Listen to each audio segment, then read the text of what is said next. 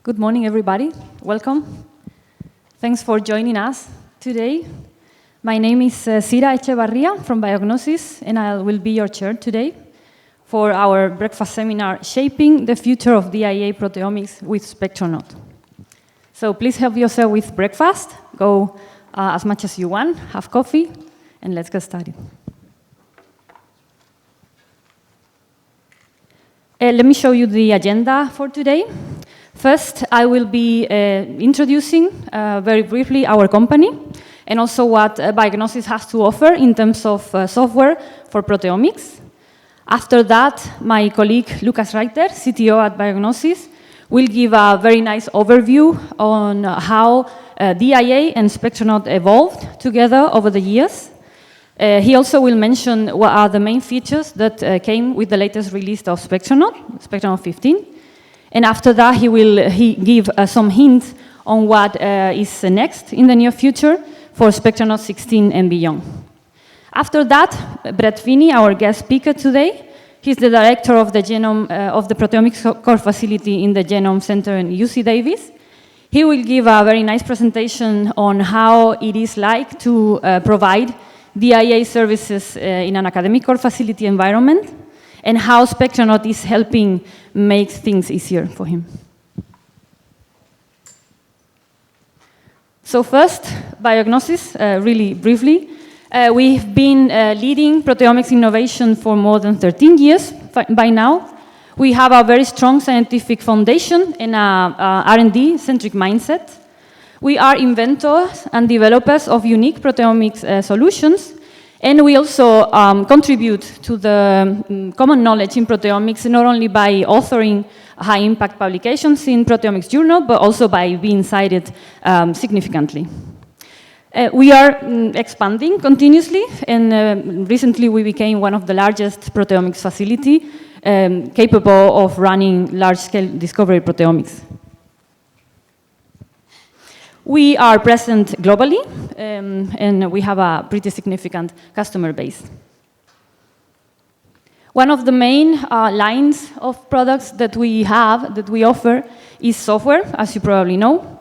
We have one solution for every proteomics application, and if you only know one of our software, that is very likely Spectronaut, which is the one that brings us here today. Spectronaut is our solution for DIA proteomics, but we also offer SpectroDive for targeted proteomics, including for short quant runs.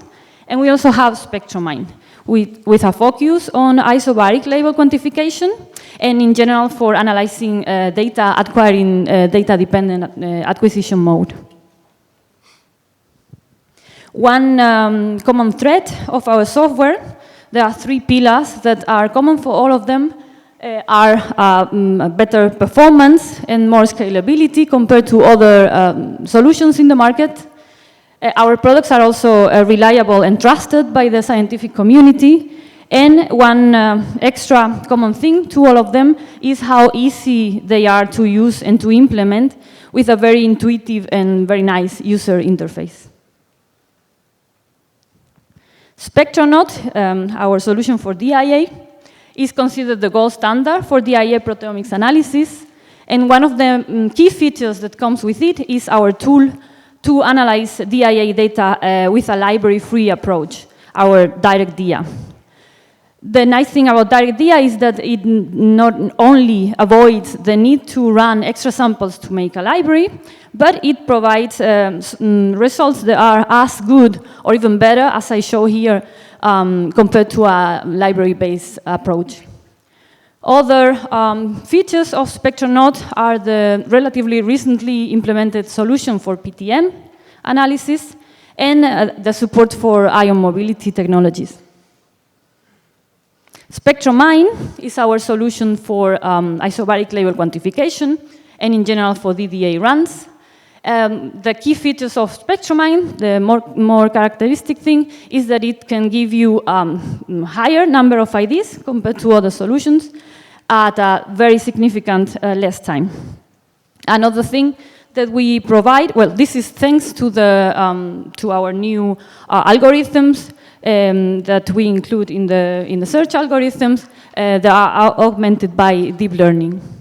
Another tool, another functionality that we provide with SpectroMine is the possibility to search against a library instead of a FASTA file, and this is beneficial for certain kind of projects, and our support for ion mobility technologies. And then SpectroDive, that is our solution for targeted proteomics, have some very nice features, like a very effective pick-picking algorithm that is machine learning assisted.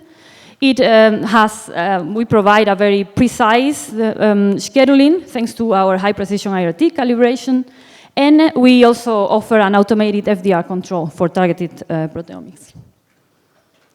So, if you want to get the experience, you can do that. We offer 30-day guided free trials for all of our software, and these are guided by a team of scientists that can help you get the most out of the software and really understand how it works and how they fulfill your needs for your project.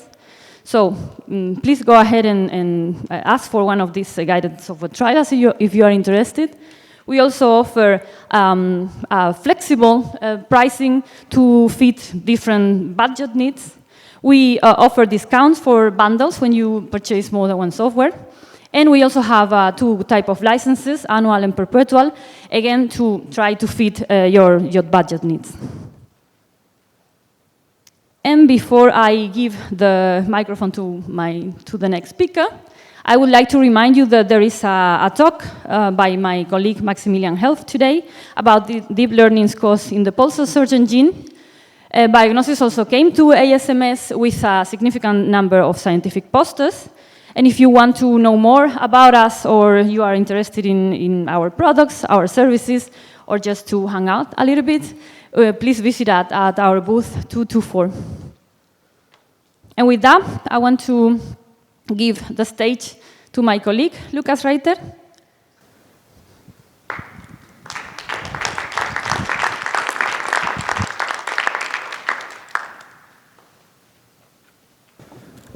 Is this working?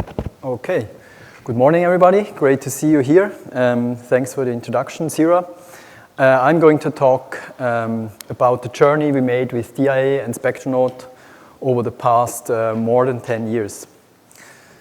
So the title is Past, Present, and Future of Spectronaut. First of all, happy birthday, Spectronaut. This year, Spectronaut is turning 10 years of age. that deserves an applause. It's going to be the 12th of December when Spectronaut will turn 10 years. So it's quite a long time. We had a very talented intern that started off this project 10 years ago. And yeah, it came a really, really long way, and we have no plans to stop here. So during these 10 years, Spectronaut matured, and you can see that in this screenshot from the software, from the first version of the software 10 years ago, Spectronaut 1. So it was a rather simple user interface, didn't have so much functionality. We were focusing on the core aspects of the algorithms back then. This is a screenshot of Spectronaut 2, was already much more mature. We introduced icons and so forth, already looking much better, and we always focused a lot on the user interface and the ease of use. We have a lot of functionality in the latest Spectronauts. Here you can see a screenshot of Spectronaut 3 back in the days. Also, there was a lot of interplay between measurement and data analysis over the last 10 years. We have tried out uncountable ways of acquiring DIA data and then analyzing them. And of course, there were huge improvements made over the past 10 years, what can be achieved with single-shot DIA profiling. And it's actually quite astonishing. If I think back to my PhD times and now, what's the difference? It's actually really, really impressive. So we started off in 2011, which was the first time we tried to acquire DIA data on an Orbitrap platform. And this was in Bremen very early on in a Q executive. And if you would translate this to our HeLa single shot, what we could achieve, it was very, very marginal and actually not better than DDA back then. These numbers improved. We made Spectronaut releases. Actually, the first public release of Spectronaut was Spectronaut 3 in 2013. Following years, we worked hard on the software. This was also the time when we started to offer services using this workflow, because we already back then saw that this has a lot of potential to provide high quality data. And with Spectronaut 7, we released the high precision IRT concept. I'm going to have a slide about this later. Then another remarkable year was when we introduced the pulsar search algorithm into Spectronaut. By now, this is integrated into all our software. It's a very powerful search algorithm, and we continue to heavily work on that, because we can see that one can extract way more out of the data than what we currently do. 2020, we introduced iMobility support on various platforms with Spectronaut 15. That's not quite right. Anyway, this year we released Spectronaut 15, and we are working on the next year's release. We had a talk about that. Norman gave a talk about this. This we call internally Project Avalon. I'm also going to say a little bit about that later on. So you can see that the improvements, and this is of course an interplay of measurement and data analysis, but the improvements were very drastic over the last 10 years, and it doesn't look like it's going to stop tomorrow when we look at this graph. A few words about the high precision IRT concept, because for us that was a very important step. So what high precision IRT allows us is to really focus on the area, to focus on the area where the real peak in the data is. And this is depicted here on the left. We can really zoom in into these ion chromatograms into the range where your data is, and this has several advantages. It makes you more sensitive, actually, but also it speeds up the whole process, so the data processing gets a lot faster. This was a significant moment for us. Over the years, we actually made Spectronaut more and more efficient. So our team was every year revisiting whether the software could be made more efficient. We made quite significant speed improvements. This is the same data set processed with Spectronaut 5 and Spectronaut 15, the latest release of the software. And also in terms of memory, we are using less memory, although we are providing a lot more results to the user in the latest version of Spectronaut. So the software has become a lot more resource mindful, let's say. Another important step was the introduction of direct dia, meaning that we can search DIA data directly. So this concept has been re-brought up and actually made workable by Alexei. And we always strongly believe that this is going to be a very strong workflow. We call it direct dia. And this means you don't have to acquire any more DDA data to generate a library. So you can directly search your DIA runs. And this workflow also has improved a lot over recent years, and we also expect that this is going to further improve. What you can see here in this graph is that you can do this as a two-step process. So you can search your files first, make a library, and then to get really good quantitation and very consistent quantification, you can reapply the library to the data and to get less missing values in your data and to get better quantification. And when we released, I think when we made the second release of direct dia with one of the major releases of Spectronaut, we reached a point where in projects with biological variability, let's say a human plasma study with different people, healthy and sick, and in plasma you generally see a lot of biological variants, we reached a point where we essentially had the same performance using direct dia or deep project-specific libraries made from DDA. So this was another significant point in the development of the direct dia search algorithm. Direct dia is highly quantitative, as I mentioned before. So this is one of the standard experiments that has been published in 2016, reprocessed with direct dia. You can see that the quantification is highly precise and accurate. So direct DI is actually really quantitative. If you look at your results you get after your statistical testing, you get very high quality results. Now, I can remember I had discussions a few years ago with colleagues from the proteomics world whether DDA or DIA is better suited for looking at PTMs. And there are arguments either ways you can make. Some people were saying the spectra are too noisy to be able to make any sense out of PTMs, and you will not be able to localize them and so on. And we started to work on this with Jesper Olsen a few years ago. And this was a very, very fruitful collaboration.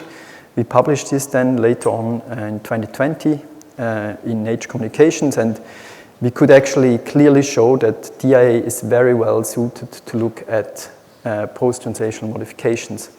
We can identify more peptides, and we can also localize the PTMs, or we can localize it on more peptides than what you can do with DDA. So in general, DIA is very well suited for PTMs, and in the following years we focused heavily on that with the coming release or with the succeeding releases of Spectronaut.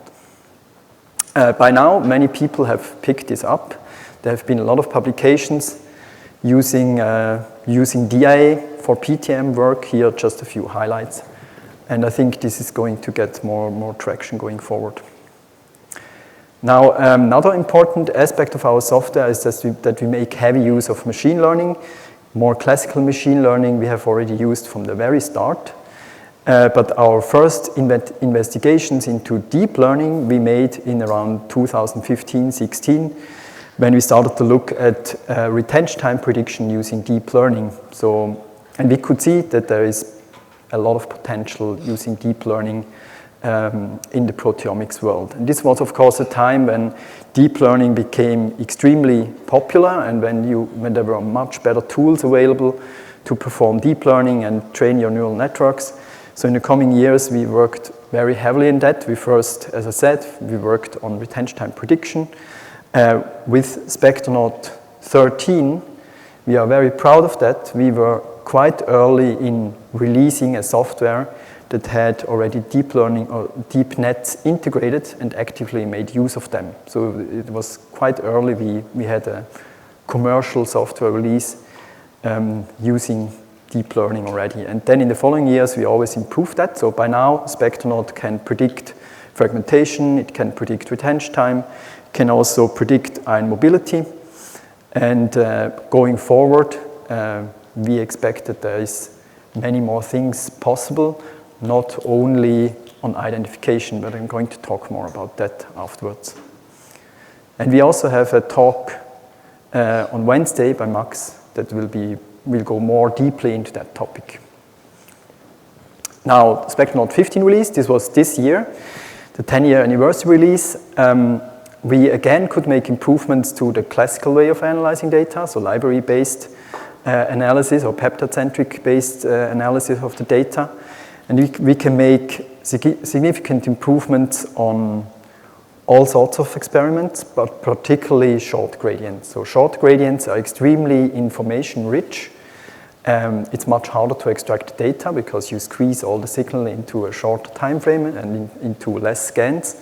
So it makes sense that you can make more gains in this kind of data type. And here you can see an overview of many different kinds of experiments and the average improvements we make with the Spectronaut 15 release compared to the last year's release, Spectronaut 14.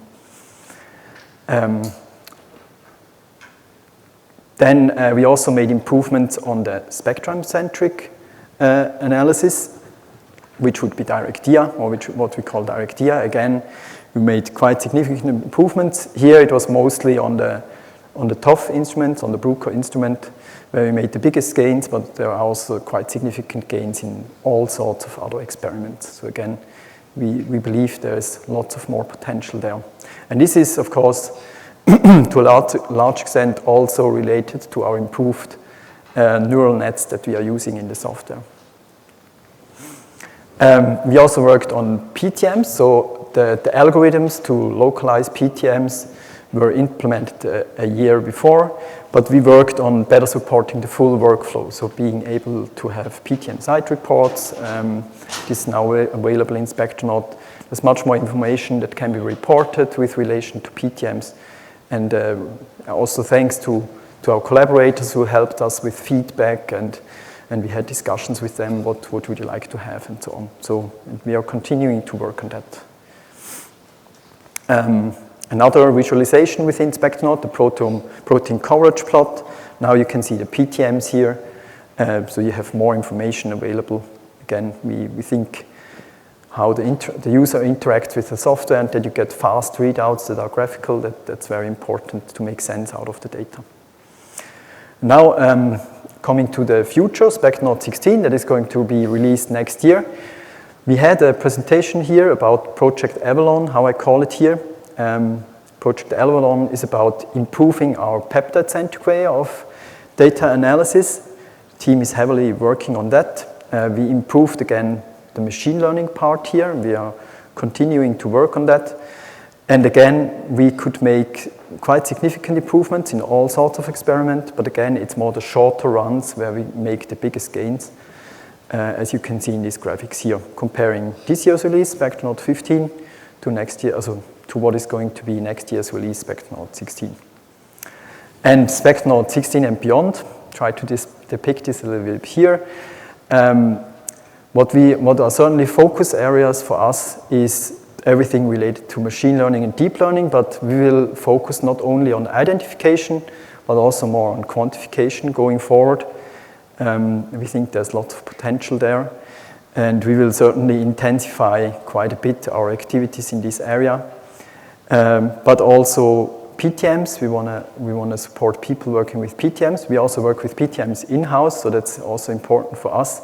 We actually just recently also improved our search engine. It became much faster working with many variable modifications, for instance. So that's a focus area for us. DirectDia, as I have mentioned, is getting better and better, and we think this can also improve a lot more. And then we fade into more the unknown 2 to 3 years from now. Okay, and with this, I'm already at my summary. Spectronaut integrates more than 10 years of innovation, more than 10 years of work with DIA data in our own laboratory. Direct searching of DIA has become more and more important, and we will heavily invest in that and try to push that further. Post and tracer modifications, that's of course, it's very unique to be able to look at this with the mass spectrometer. There's lots of stuff to be done there. And machine learning in general will remain a focus area for us. And yeah, as I said, we have no plans to stop where we are right now. Thank you very much for your attention. If you have questions in the end, feel free to ask at the end or after the session. Thanks.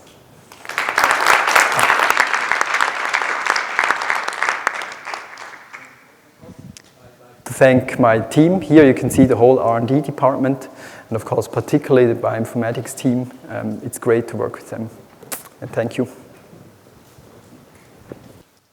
Thank you so much, Lukas. I forgot to mention that the questions will be at the end of the session.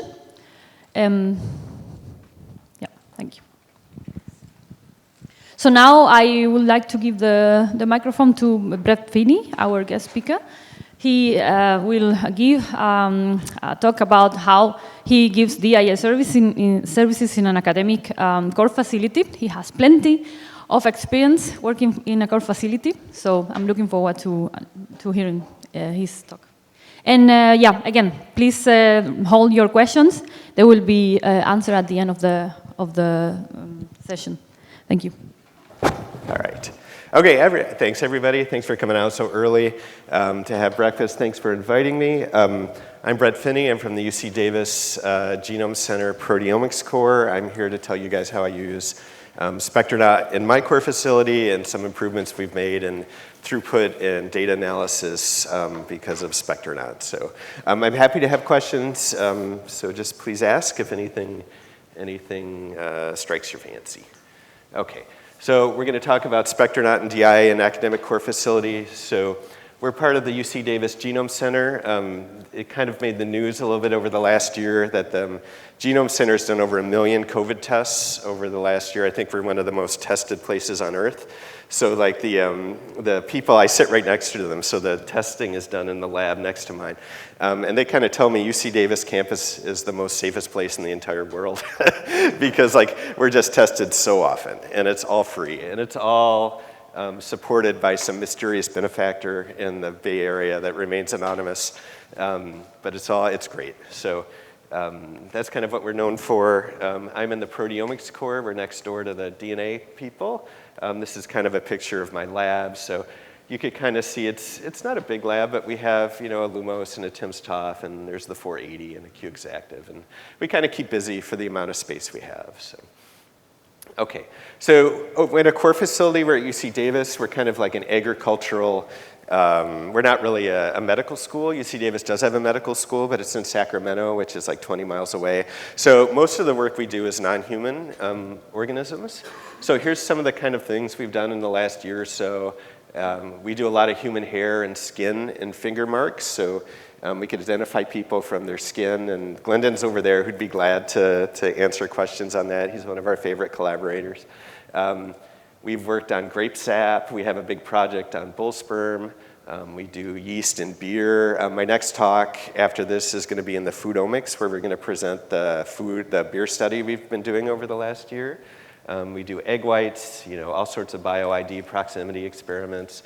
PTMs, we work on like fish livers and fish and mice and walnuts and tardigrades, horse snot, dog tissue, sea otter hearts, brain, uterine fluid, wheat, milk, all sorts of milk from like every single mammal you can imagine. Plasma, mouse knees, you can imagine it, we work on it. It keeps us like super busy. It's really challenging to go from all of these different samples to the next. And then sometimes they send us weird green samples and we don't even know what they are. And we kind of look at it and we go, wait, you want us to, analyze this on our mass specs? And like, no, we don't want to deal with it. But sometimes we do all sorts of problem samples. So in the core facility, I'm sorry, this is kind of hard to read. We've switched mostly to DIA within the last year, and it's really worked well for our core facility. Some of the advantages are that the quantitation's done by default. So like, for example, when you do mostly a DDA workflow and work from an ID-centric kind of place, you have to kind of do the quantitation after the fact using like LFQ or whatever. We do some TMT, but mostly it's all DIA these days. PTM analysis, like they said earlier, is a lot easier and more streamlined. A standardized output for collaborators, it's really nice. We kind of like Spectronaut's output that we'll talk a little bit more later.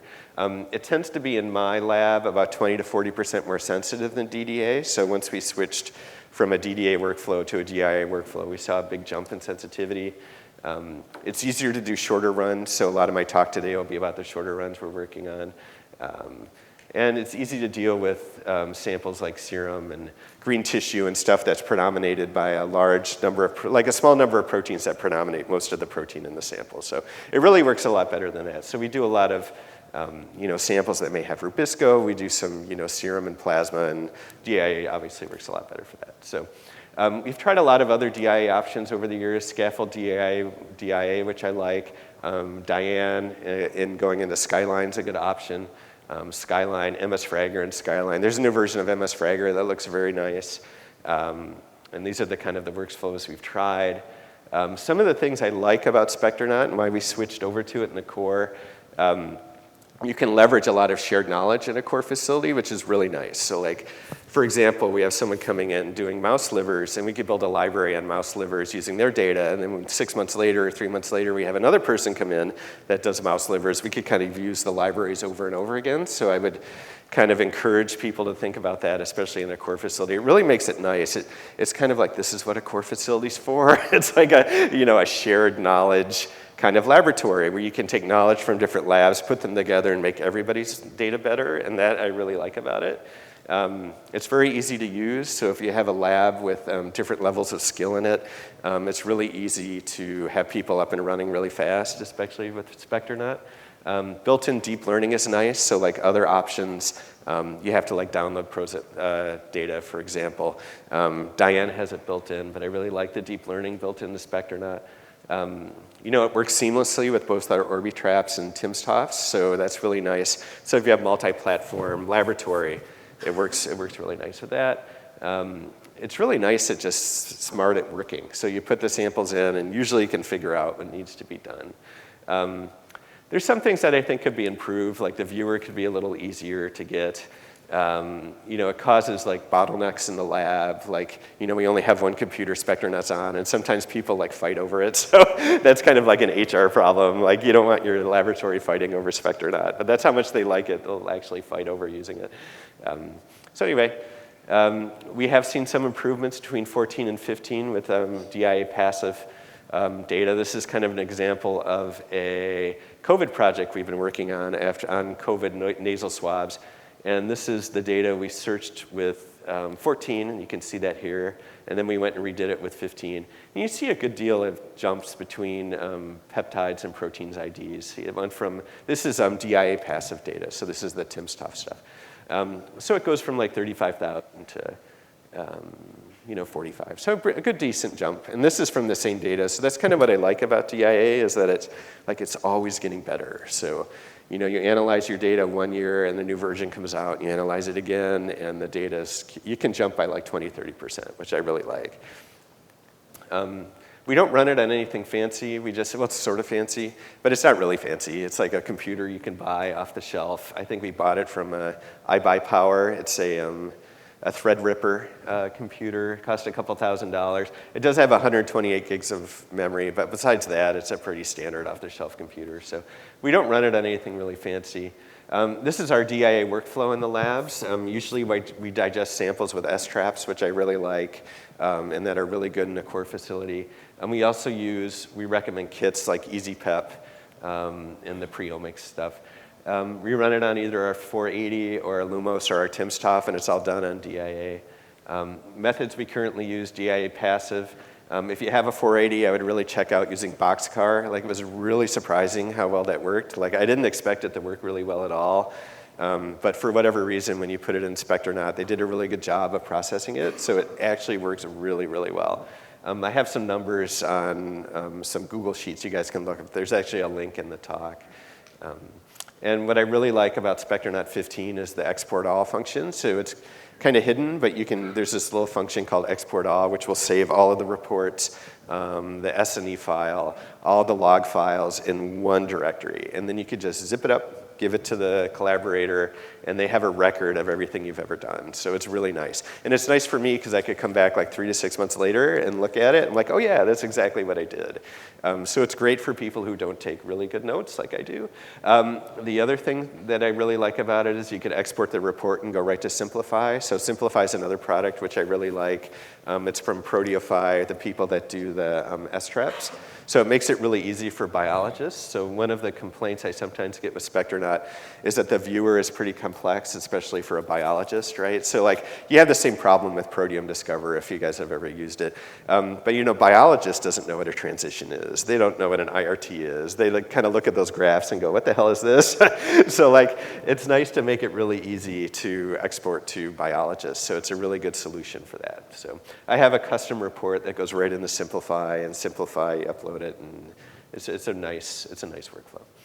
Okay, so one of the things I really wanted to move towards in the last year is medium depth fast runs. Like was mentioned earlier, Spectronaut does a really good job with really fast runs. So one of the things I like to do in my core is I always ask myself if I'd like to send samples to my own core. So like when it takes really long, I'm like, no, I would not like to send samples to my own core. And so like, this is really bad. So I like to return data to people really quickly, right? So like one of the mantras I like to look at is like science really can't be done when things take a long, long time, right? So like if someone's waiting on an experiment and you take 1 to 2 months to do, well, you know, that's not really a great way to do science because you don't know if your experiment worked for like a month later, and then what are you going to do another version and wait another month? And that's really not okay with me. So I really like to push stuff through really fast, but still maintain a high level of quality. So I've been trying to move to automated digestion and sample prep.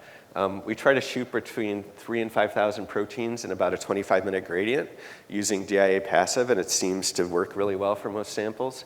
We can get approximately 36 samples done a day, so we use about a 25-minute gradient, total start to finish, so that's not the exact gradient, but that's the curve.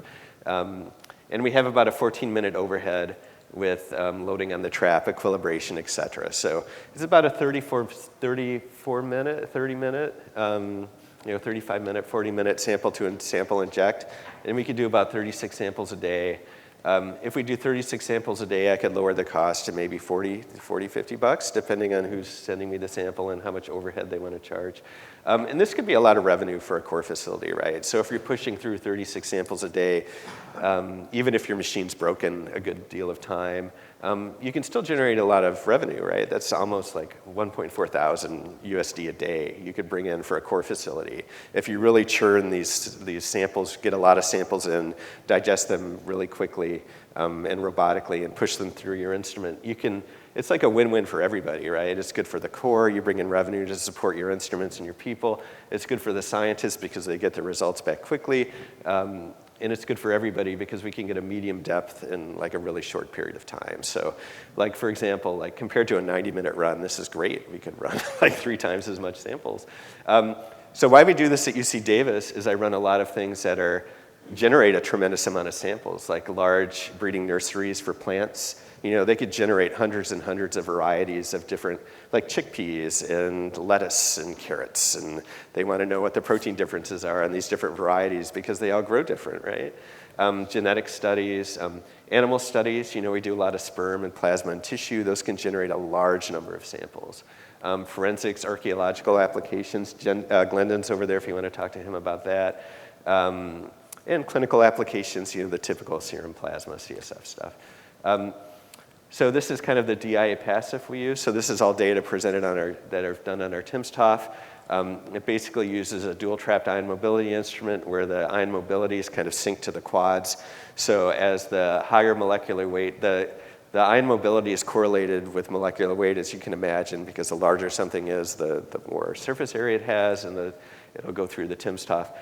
And so those are kind of ejected from the trapped ion mobility instruments. It's synced with the quad, so like the heavier stuff comes up first, and you kind of see these little heat maps. For those of you who have timsTOF, it all looks familiar.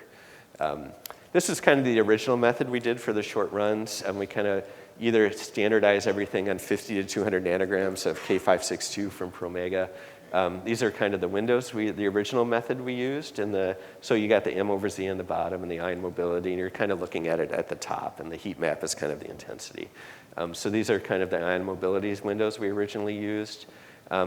Here's some data. I don't expect you to read this, but if you have a copy of this talk, or I'll send it to you. If you don't have it, we have a link to all of these numbers and all of these files on my website. And I just put them there for me, but anyone's welcome to take them. I just use them as kind of my open laboratory notebook, but everyone's welcome to do it.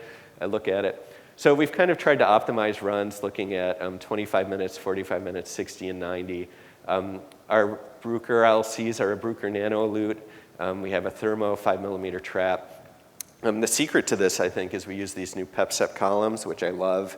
These are like my favorite new thing on earth.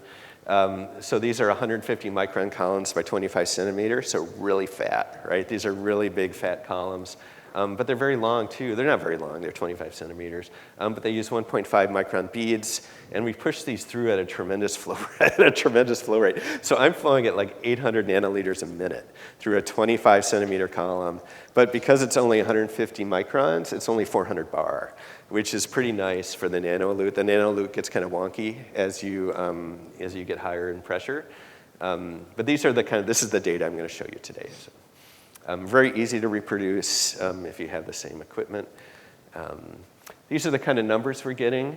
So between the run length of 25 and 90 minutes, we're getting between 46,000 and 53,000 peptides identified in 23 minutes. Around 5,000 protein groups consistently. You can see it doesn't really change much, right? Between 25 and 90 minutes, which is like, this is just how the timsTOF is. It really likes like really fast runs. So we're pretty happy with this. There's something that happened with this 45-minute run that I don't really know what happened yet, but we're consistently getting between 40 and 50,000. And you'll notice later in the talk, these numbers are going to be a lot lower. And the reason why these numbers are so high is because I'm using it's not direct, I use a shared library of like Promega K562, and I just do the DIA on that. So you consistently get higher numbers with that than, for example, DDA, and I'll show you some numbers later. This is the ranked protein groups for the 25-minute runs for the K562. We're getting pretty good dynamic range. You know, it's not phenomenal, but it's really good. These are one of the figures I really like in Spectronaut. It really gives you a good overview of how well your experiment worked, what your dynamic range is, what your depth is. I really encourage people to look at it. It's really cool. And what's also really cool is you can highlight certain proteins in this graph. So like on the COVID project we did, it was really useful because we could see exactly where the viral proteins were coming out on the nasal swabs. So you can do like a little custom selection, and it's really cool for your collaborators to see that. These are kind of the gradients. This is another figure I really love in Spectronaut. This is the 25, 40 minutes, 60, and 90. So you can kind of see the difference between the gradients we're running. And if you looked at the numbers earlier, you could see the numbers were pretty consistent between the 25 and the 90. So whatever reason, the combination of the timsTOF and Spectronaut and diaPASEF really does a really good job on short runs. So this is one of the reasons, like, oh man, this works really well. Let's do more of that. As you can expect, the response is a little less with the 25-minute run. So this is 50 nanograms of K562, and that's just looking at the response for Spectronaut. And you could kind of see it's a little less on the 25 minutes compared to the 45 and 60. I was kind of expecting this, so it wasn't really a big surprise. I kind of think to myself why this happens, but I have a couple theories, but I'm not really sure why. But it's consistently a little less, so kind of the trade-off you make with the short runs. The data points per peak is where it really suffers. So one of the things I want you guys to look at is that when you see talks at ASMS, and this was really eye-opening for me, right, is that when you look at the data points per peak, a lot of people display the average or the median. But when you actually look at the curves, a lot of times they're not very Gaussian, are they? So sometimes they are. Sometimes you could get a nice, sort of Gaussian, and then you see a hump at the end. But when you see people display like, oh, I'm getting 6 data points per peak on average, you gotta think, well, what does that curve look like, right? Like, yeah, that might be the median, but you have a lot of data points you have a lot of peaks that really have a lot less than your mean, right? It's like, can you really even get a mean on that? But you see on the 25-minute runs, the data points per peak really suffer. So I ran this, I was like, oh, that's not good. That's like 3 points per peak. We can't do that. That's really not good. It's almost like spectral counting at that point, maybe, but it's probably better in spectral counting. If you look at this is really interesting. I'm not going to dwell on this, but if you look at the different charts, like you could actually look at these different runs and look for differential expression, which kind of shows you. This is interesting. So like, if you run the 25-minute runs, you get a lot less response than like the 45 and 60, right? So you can actually compare this, even though it's the same sample, try to do differential expression on it. It can kind of tell you like, oh yeah, maybe I think this is because you don't have as many peptides per protein or something. I'm not really too sure exactly what causes it. But you can see definitely an increases in probably the number of proteins you're IDing number of peptides you're IDing per protein will increase with the longer gradients. So that's probably what's causing this, I would think. But anyway, we weren't really happy with 3 data points per peak, so we had Michael Krasinski come in from Bruker, and he helped us design a new diaPASEF method. And so we increased the windows to approximately 50 Daltons. And so I was a big proponent of like narrow windows when I would do like the encyclopedia method, and I was shocked how well Spectronaut works with wide windows, like really wide, like 40 Dalton at a time. And so I like to kind of think of DIA like image recognition, right? So you kind of like get this really fuzzy, kind of not so good image of your proteome, and it's all the software that makes all the difference. And that was really shocking. And there was a paper that came out in bioRxiv that basically said the same thing. I don't know if it was published yet, but it came out about 6 months ago, that basically compared all the DIA software, and they basically said, yeah, it doesn't matter what windows you use. It's all basically what the software is tuned to do. It's how good it is to get that image recognition working, or getting the recognition of your peptides working from a complex fuzzy image. And Spectronaut seems to do really well at doing that. So Anyway, we increased our data points per peak from about 3.2 to 6 using this method. So it increased about double. So it's almost equal to our 90-minute run. So we were really happy with that. So you could kind of see this was the original response, the original data points per peak. And then you do the 45, 60, 90. And now our new one is approximately equal to our 90-minute run, which we really like. So we were happy with that. So data points per peak are really important. So even if you're doing a lot of DIA, I really encourage you to look really carefully at the data points per peak. So peptides on average were a little lower with our wider windows, so we're getting a little lower peptides. So we're up in the 40 to 50s, where we're a little under 40 with the wider windows. So a little trade-off. I don't expect you to read this, but you can go through it later with the talk. And so for the last 5 or 6 minutes, I want to go through some troubleshooting tips that I've gone through recently with Spectronaut, and how to use kind of their visualization, and how to really make use of their nice visualization. Sometimes it's really too good. You look at the visualization in Spectronaut and you're like, oh man, I really wish I didn't see that. There's something really wrong with my samples. So this is actually a study we did a couple weeks before ASMS, and we were looking at a system suitability reproducibility test. And so I like to do things, I'm trying to push everything to do more robotic sample handling. So this was half of a 96-well plate filled with HeLa cells, not even a pre-digested one. And so this was half a 96-well plate. They were all same amount of HeLa, digested using the 96-well plate S-trap format. Which I really like, and the TCAN A200, which I love. I love that thing. And then we clean them up with a Waters Oasis HLB plate, or you could use an MCX plate or something. They're all kind of similar. Well, the MCX is different than the HLB, of course. But it's all done on the TCAN A200. I think I have a video of it on Twitter a while ago, so you can look it up and see how it works. But it's basically a positive pressure manifold where you push samples through. And then we get that out, put it in a timsTOF, and go through Spectronaut. Okay, we like S-traps because they'll digest everything, just about everything. So in a core facility, you saw kind of the wide variety of samples I get in the lab. And because you solubilize in 5% SDS, it's really good at solubilizing membrane proteins, killing proteases. Pretty simple-ish sample prep, so that works in a wide variety of samples.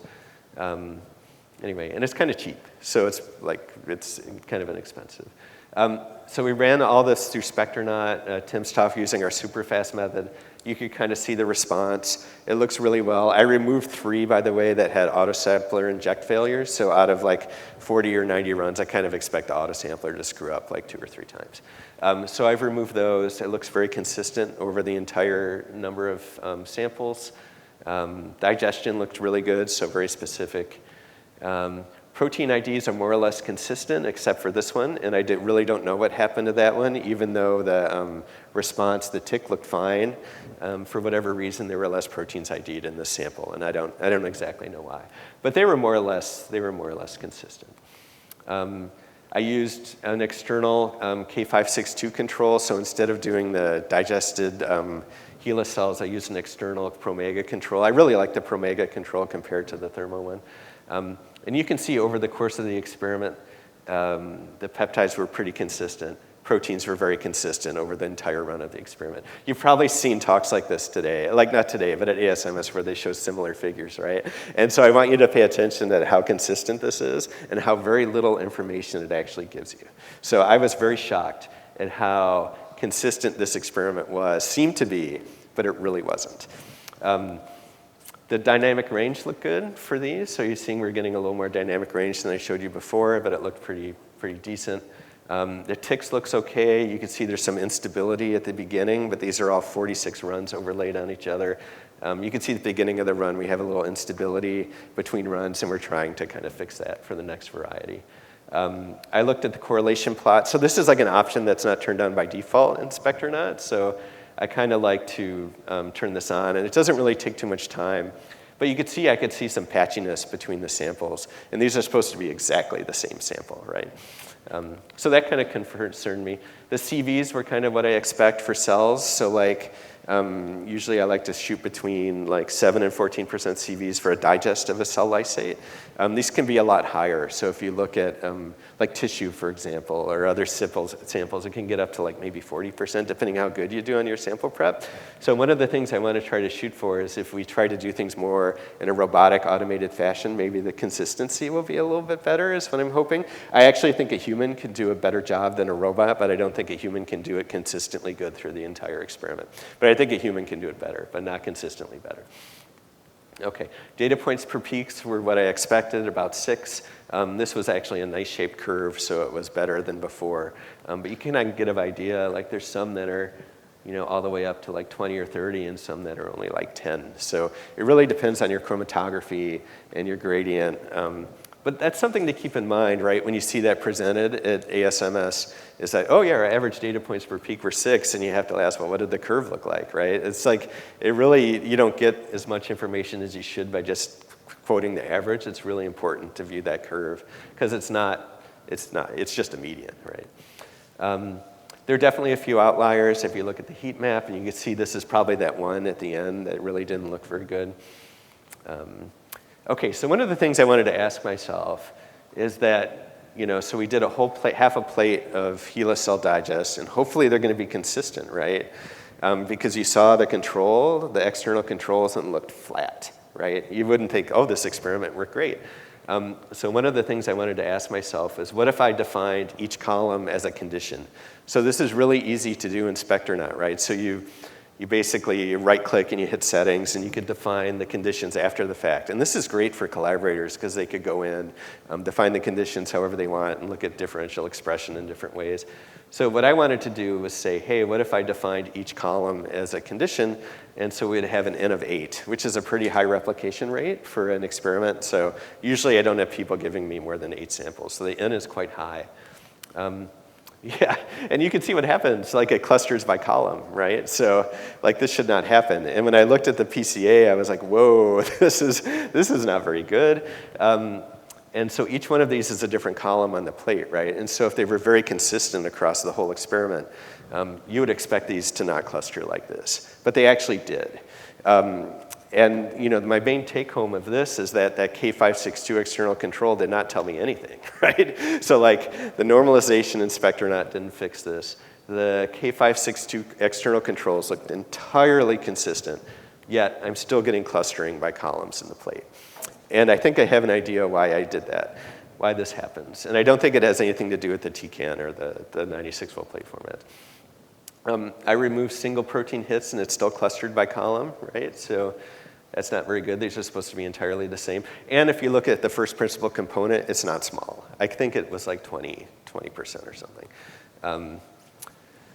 And you will find differential expression if you do this, right? So if you define each column, you will find differential expression.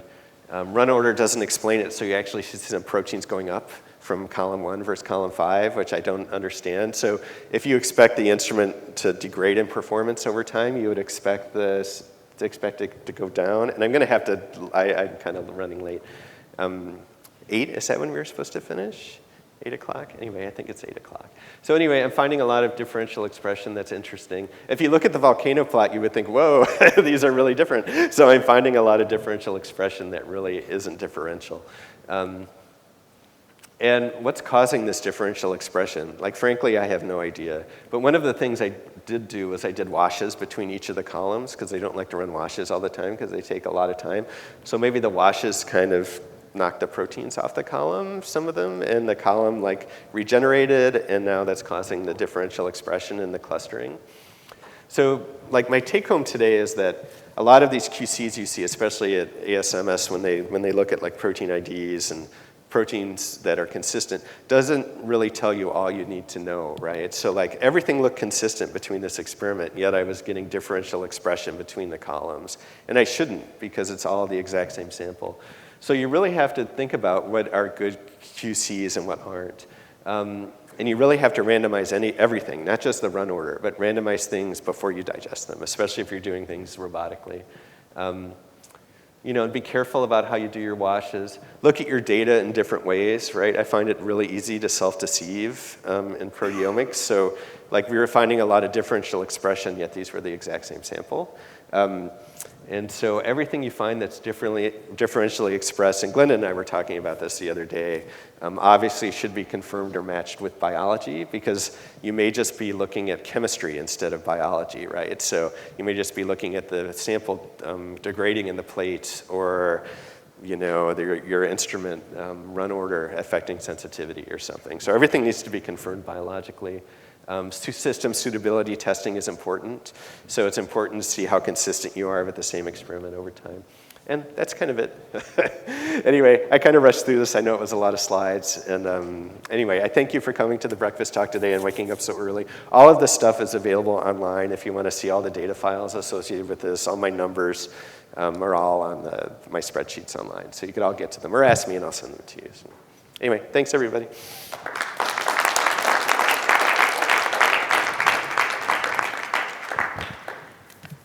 Thanks a lot, Brett. That was a really nice talk. So now we are going to go for the questions. We are going to go first with Brett because he has to get ready for his next talk. So please, if someone has any questions for him, go ahead. There is a microphone in the middle of the room. I'd be glad to answer questions later. If you guys have any questions, just like email me or something. I have a question for you. How do you decide what you run the project on? You have different instruments and... mostly it's what's working, so what's not broken in the lab. So like the timsTOF runs a lot better with faster gradients, I think. I think the 480 is capable of doing that too. I just haven't...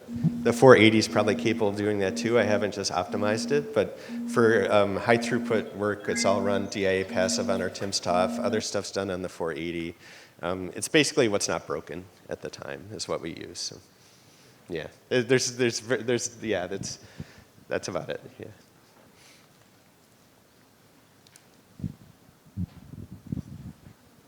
Any more questions for Brett?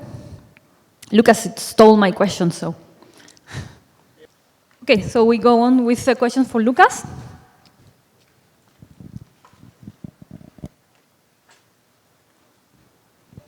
No questions? I have a question.